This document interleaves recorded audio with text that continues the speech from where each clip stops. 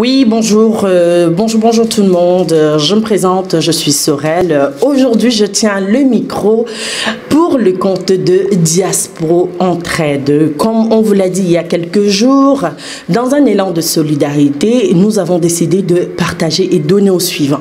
Dans cette quête, notre désir premier, c'était vraiment de rencontrer des femmes de la communauté, idéalement monoparentales. Et là, on a reçu en fait le contact de deux familles vivant sur Québec, deux mamans qui élèvent seuls leurs garçons, qu'on a le plaisir aujourd'hui de rencontrer.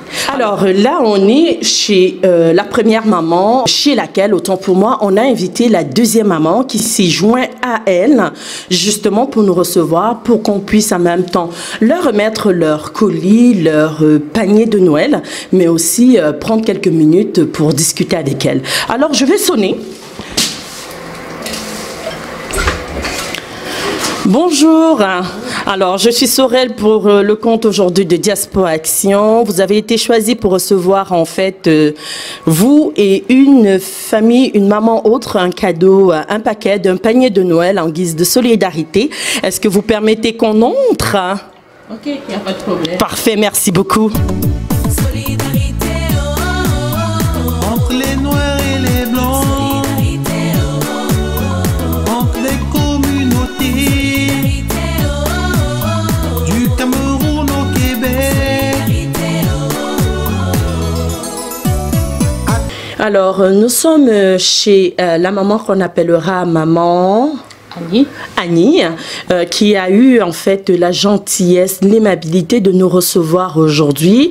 Je tiens à rappeler que Annie et moi, on s'est jamais vus. Je ne la connais pas personnellement. On a juste activé notre réseau pour reconnaître, pour en fait trouver ou se faire informer sur une maman monoparentale issue de l'immigration qui pourrait être dans le besoin, ce qui nous amène aujourd'hui chez Annie. Bonjour Annie. Bonjour madame. Alors Annie, merci beaucoup de nous avoir ouvert ta porte. Je me permets de te tutoyer.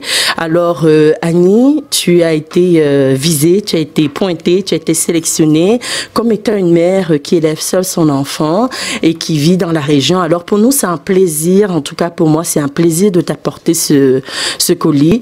Tu me demandais tout à l'heure pourquoi avoir choisi une mère monoparentale.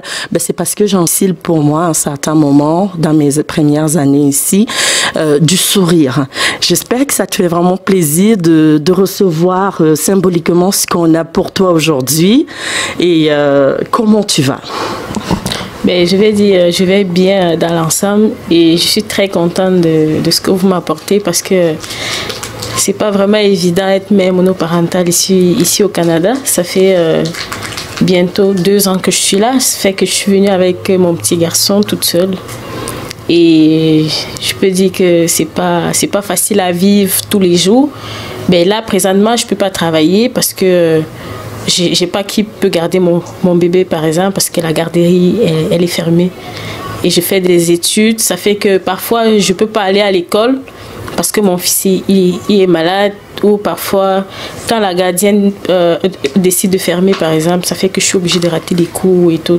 Ça fait que c'est vraiment très compliqué d'être mère monoparentale au Canada. Ben, surtout aussi dans les débuts, quand je venais d'arriver, ben, j'étais sur le point de rentrer chez moi dans les semaines qui suivaient parce que c'était comme quitter chez moi où j'ai tout le monde près de moi et venir toute seule ici.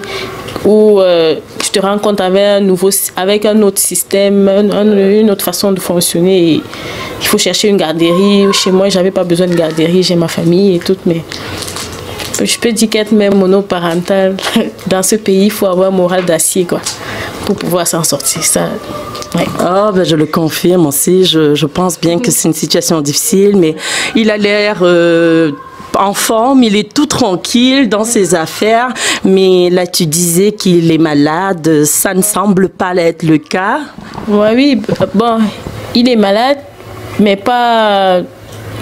Il est autiste en fait, et ça fait qu'avec le trouble de comportement et et joindre entre les études et ce que je dois faire avec lui à la maison venant de l'éducatrice spécialisée, ça fait que c'est pas évident.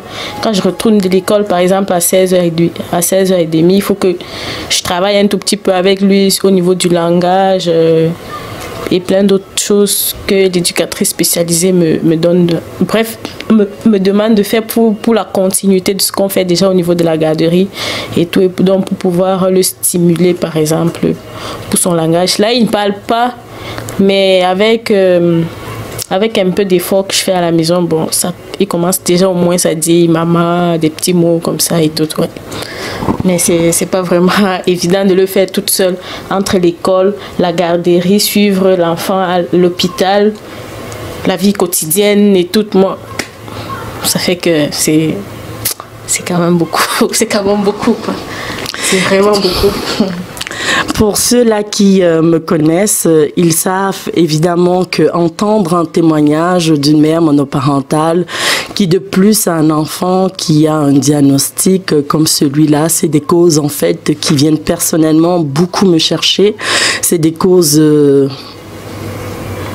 qui me font vraiment avoir beaucoup d'émotions dans le cœur. Je la comprends tellement et je pense véritablement qu'il n'y a pas d'hasard dans la vie. Je suis vraiment finalement, Madame Annie, très heureuse de venir apporter ce que je peux apporter dans une famille comme la vôtre. Du fond du cœur, je vous souhaite, avec ce qu'on vous a apporté, de passer du bon temps pour vous, merci, pour votre garçon. Puis je crois que tout est possible à celui qui croit. Oui. Garde ta foi, garde ta détermination et continue à te battre pour ton garçon. Parce que oui, c'est possible. Oui. Un diagnostic n'est qu'un diagnostic. Ce n'est pas une finalité.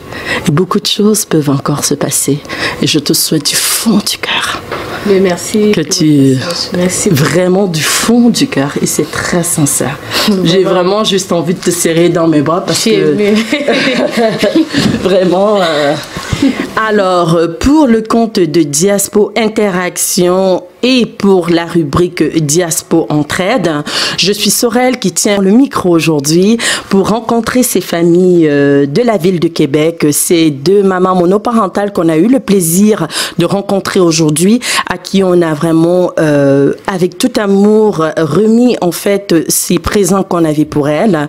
Je tiens à rappeler ici aujourd'hui que on a reçu dans cet élan, on a reçu une liste de personnes et elles ont été vraiment arbitrairement choisies. Je tiens à rappeler, je veux vraiment le mentionner, on ne se connaissait pas du tout, jamais eu de contact, même téléphonique avec elles avant. Donc on a eu l'adresse, on a juste appelé pour leur dire qu'on avait un colis pour elles. C'est ce qui nous a amenés ici aujourd'hui. Je tiens à rappeler que c'est des mamans qui ont parlé de leur histoire, c'est des mamans qui ont parlé de leur vécu, c'est des mamans qui ont parlé de leur projet. Diaspo Entraide, en fait, ouvre la porte. Vous avez entendu leur cri de cœur. Si vous avez des vêtements en plus, si vous avez des surplus dans vos armoires, dans vos cuisines, qui, selon vous, en tant que mère, en tant que père, en tant que femme, en tant que sœur, en tant que juste personne, aurait envie de donner au suivant, n'hésitez pas de contacter Diaspo Interaction parce que j'ai été vraiment surprise du nombre de personnes qui ont été signalées comme étant personnes dans le besoin. Malheureusement, on ne pouvait choisir que 2 familles et Diaspo Interaction volet entraide reste en fait à votre disposition pour recevoir tout. Vous serez surpris de savoir ce que les gens ont besoin. Ne vous posez pas des questions. Ils les recevront et je suis sûre qu'ils le donneront aux personnes les plus nécessiteuses. Sur ce, je vous remercie pour ce moment et je vous dis juste à la prochaine action. Merci.